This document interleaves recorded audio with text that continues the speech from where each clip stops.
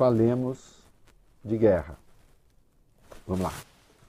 A ONU se pronunciou hoje sobre os ataques israelenses em Gaza e sugeriu a possibilidade de o país estar cometendo crimes de guerra. A porta-voz do Gabinete dos Direitos Humanos das Nações Unidas, Ravina Shamdasani, disse em um pronunciamento o seguinte: estamos preocupados com a punição coletiva dos habitantes de Gaza em resposta aos ataques atrozes do Hamas, que também equivaleram a crimes de guerra. A organização já havia divulgado que investiga a possibilidade de os dois lados terem cometido crimes de guerra no conflito no Oriente Médio. Olha aqui, há várias convenções internacionais que definem os crimes de guerra, né?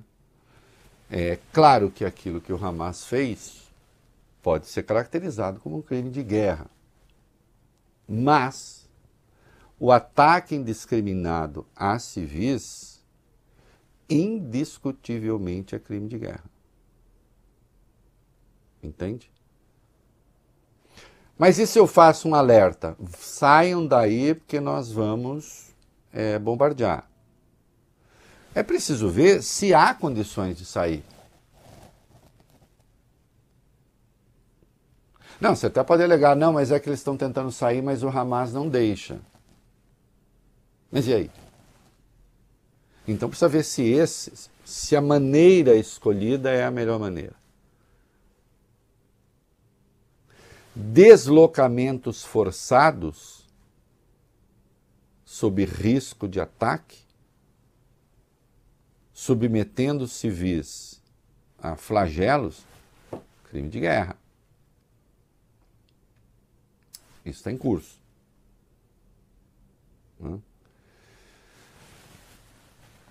E não, mais uma vez, e quantas vezes for preciso que se diga, não, isso em nada, em absolutamente nada abona, justifica, minimiza aquilo que o Hamas fez. É preciso parar com essa lógica, porque muitas pessoas acabam se metendo numa lógica que é uma lógica homicida. E não contem comigo para lógicas homicidas. É uma lógica homicida dizer assim: Israel ocupa ilegalmente territórios palestinos, travessão meu, e ocupa, travessão, segundo leis internacionais, a ONU, todo mundo, leva adiante uma política ilegal de colonização da Cisjordânia, é verdade, e por isso o Hamas atravessa a fronteira, vai lá e barbariza, mata crianças, idosos, homens, mulheres, mata na frente da família, sequestra e está justificado. Isso é lógico homicida. Como é lógico homicida dizer, bem, já que o Hamas fez isso e nós temos o direito à reação e o direito de nos defender, então nós vamos nos defender desse modo que se está vendo aí. Né? São 124 países pedindo cessar-fogo. Não são 124 representações antissemitas e anti-Israel na ONU. Isso não é verdade. Felizmente não é verdade. Felizmente não é verdade. Isso é um discurso absolutamente irracional que eu estou fazendo. E sim, nós temos o Hamas que age como age. Crime de guerra. Aliás, o que o Hamas falou sobre reféns? Vai lá, 31. Um integrante do grupo terrorista Hamas afirmou que os civis feitos reféns só serão libertados após um acordo de cessar-fogo. Esse integrante, chamado Abu Hamid, faz parte da comitiva que visita Moscou e falou ao jornal russo Kommersant.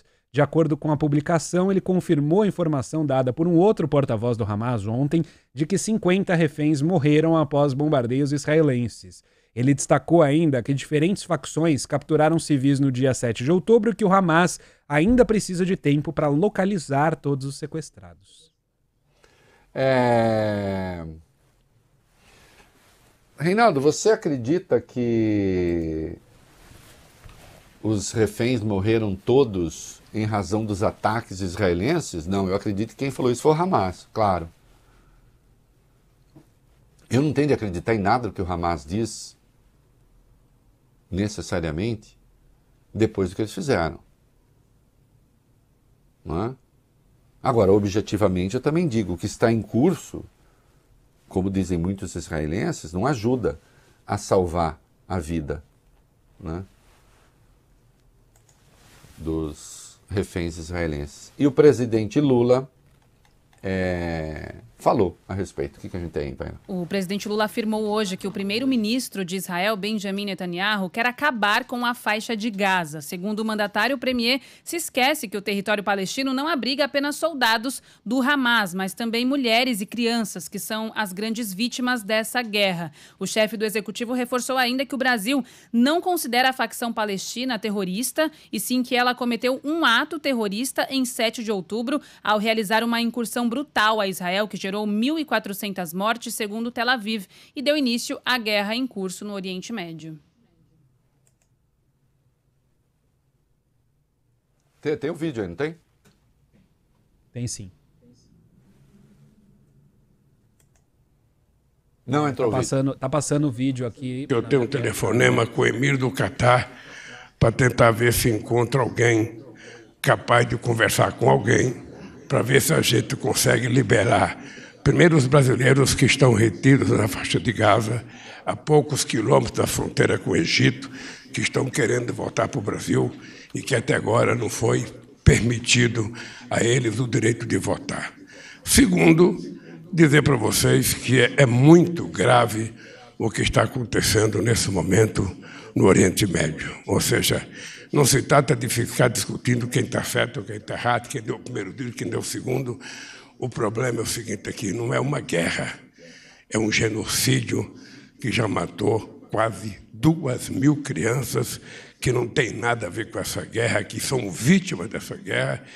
E, sinceramente, eu não sei como é que um ser humano é capaz de guerrear sabendo que o resultado dessa guerra é a morte de criança inocente.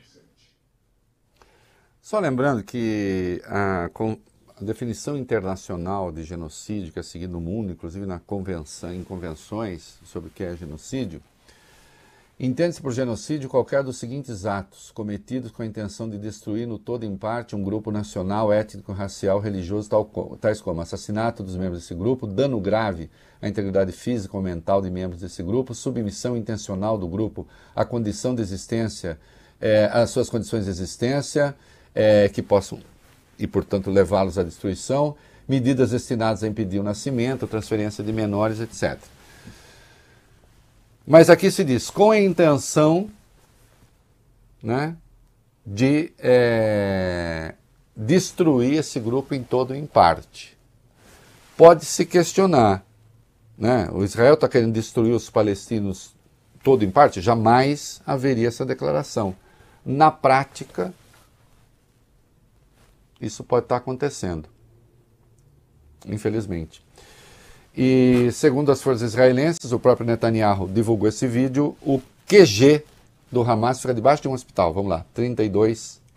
O porta-voz das Forças de Defesa israelenses, Daniel Hagari, e o premier Benjamin Netanyahu afirmaram que o Hamas utiliza a infraestrutura humanitária na faixa de Gaza para o benefício de atividades terroristas e que utiliza o abrigo para proteger terroristas e os líderes da organização. De acordo com Israel, o foco da atividade da organização na região é o Hospital Al-Shifa, o maior central hospital na Palestina, localizado no coração da cidade de Gaza. Segundo o governo israelense, no Hospital Al-Shifa existem vários complexos subterrâneos utilizados pelos líderes do Hamas para comandar as atividades por meio de um túnel que chega ao hospital e permite a entrada na sede do grupo sem passar pela entrada do prédio. A versão é reproduzida pela imprensa israelense, inclusive pelo jornal local Haaretz, com crédito ao porta-voz Daniel Hagari e às forças de defesa. Quem está acompanhando a gente no Band News TV, na live, acompanha essas imagens. Aliás, todo mundo está acompanhando por esses dois caminhos, afinal a programação no rádio já acabou.